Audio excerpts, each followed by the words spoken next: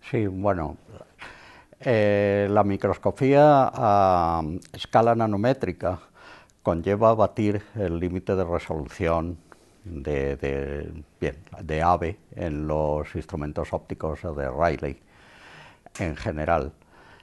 Y esto significa que los detalles que se pueden obtener con luz en principio no deberían de ser menores que media longitud de onda o que media longitud de onda dividida por el índice de refracción del medio en el cual se haya introducido la muestra. Entonces, estos premios Nobel se han concedido, curiosamente no en física, que es el área a la que la óptica pertenece, sino en química, por las consecuencias que los trabajos de microscopía han tenido en la observación de moléculas, digamos, trabajando ellas mismas, in situ, sin ningún tipo de perturbación, que es la gran ventaja que tiene la luz sobre otras técnicas de microscopía como, en fin, las que conllevan electrones. Se pueden estudiar los medios y los objetos, cuando son objetos vivos, se pueden estudiar con una perturbación mínima. Entonces, lo que estas observaciones son, digamos, la consecuencia o, digamos, uno de los resultados últimos que se han obtenido de una serie de investigaciones que se llevan realizando en física en general y en particular en el campo de la óptica. Se podría decir, pues, que digamos, la versión moderna que ha conducido a ello desde los años 60. Desde los años 60. Entonces, digamos que hay unos conceptos que son fundamentales aquí, que son el concepto de superresolución, es decir, de batir el límite de resolución que he indicado antes de los instrumentos ópticos, y luego, por otra parte, también entender los problemas de propagación y de scattering, interacción de la luz con los objetos. O sea que son problemas dobles. Se podría decir que los conceptos de superresolución se trabajó en óptica muchísimo en ellos a partir de mediados de los años 60, y hubo muchísima actividad durante la década de los 70, que fue curiosamente cuando yo empecé mi tesis doctoral en 1974. Estos eran temas enormemente calientes, sobre todo el asunto de la superresolución. Y bueno, pues ha sido algo que yo lo he visto, que me ha acompañado desde entonces a lo largo de toda mi carrera.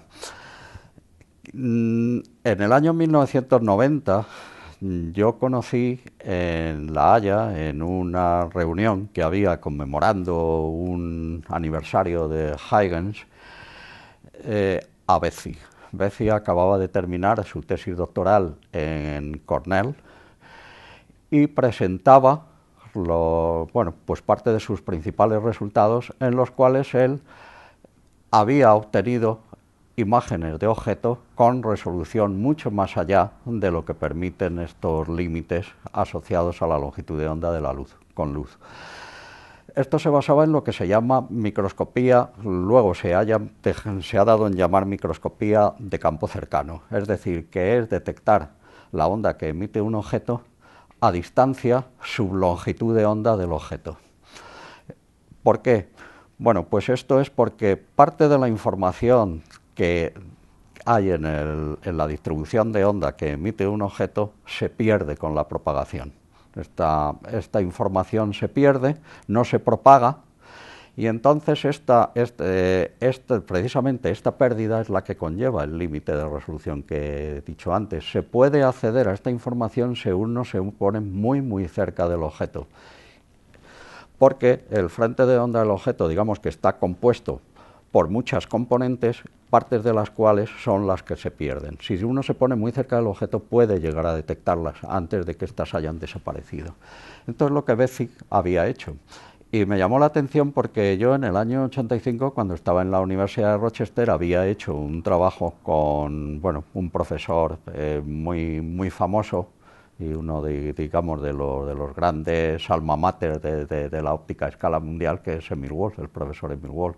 Emil Wolf era un científico de origen checo, inmigrante en Gran Bretaña, que bueno, pues, huyó durante la Segunda Guerra Mundial, porque eran judíos, y terminó en Gran Bretaña y además trabajando en su época, cuando ya era un estudiante graduado, con Max Born.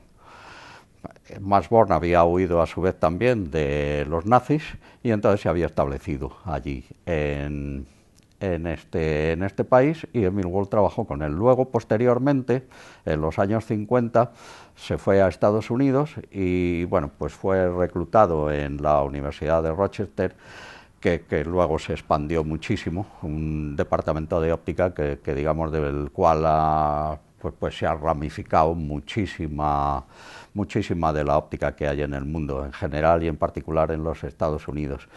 Bueno, pues yo con Wolf había precisamente trabajado en unos aspectos teóricos, porque mi actividad es teórica, de modelos, y entonces pues hicimos un trabajo en el cual demostramos que estas ondas, digamos, que desaparecen según se va propagando el frente emitido por un objeto,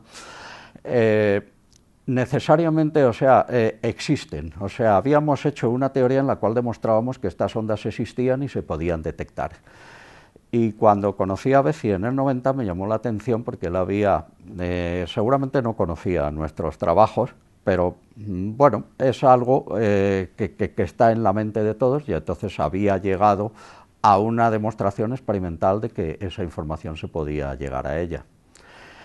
Luego, posteriormente, ha habido muchísima interrelación ya con una versión, digamos, óptica del microscopio de efecto túnel de electrones, que también fue en el año 87 objeto de un premio Nobel. Y bueno, después yo de conocer los trabajos de Bessy, lo que hice fue estudiar, junto con otros colegas míos franceses y con otra persona que era suizo, los fundamentos de esta teoría de detección en campo cercano y por qué, cuáles eran el alcance y cuál era la limitación de todo esto. De tal manera que bueno, pues digamos que el conocimiento sobre lo que se podía obtener con esto, que estaba establecido, porque en aquella época lo que, más que experimentos controlados, lo que se hacía era observar muchas observaciones, muchas imágenes, pero no tanto controlados, saber qué es lo que representaban esas imágenes y bajo qué condiciones. Y ese fue el trabajo que realizamos nosotros. Y luego, bueno, pues todo este tipo de microscopía de campo cercano fue evolucionando. Conocí después a Hell en el año 2003 en una reunión en Delft de la Sociedad Europea de Óptica, y encontré que lo que él hacía no era óptica de campo cercano, sino óptica convencional, lo que nosotros llamamos óptica de campo lejano, far field optics, y obtenía también enorme resolución. Todo esto iba asociado, junto con los trabajos que después hizo Bessy y los trabajos que realizó otro de los premios Nobel, Mörner, en Stanford, a iluminar moléculas de tal manera que emitieran fluorescentemente. O sea, se les introducía algo, un factor de fluorescencia, y se detectaba. Y esto, digamos que después de mucho trabajar y de muchas contribuciones de mucha gente, ha dado lugar a estos experimentos que, bueno, la Academia Ciencias sueca ha elegido este año para un premio Nobel. Desde luego, en biología creo que muchísimo. En biología, precisamente por su carácter no destructivo. Yo siempre digo que estoy esperando ver un premio Nobel por imágenes médicas con luz, no invasivas, es decir, sin utilizar rayos X. Y vamos, no me cabe ninguna duda de que algún día lo veremos, y de hecho veremos esas imágenes muy pronto.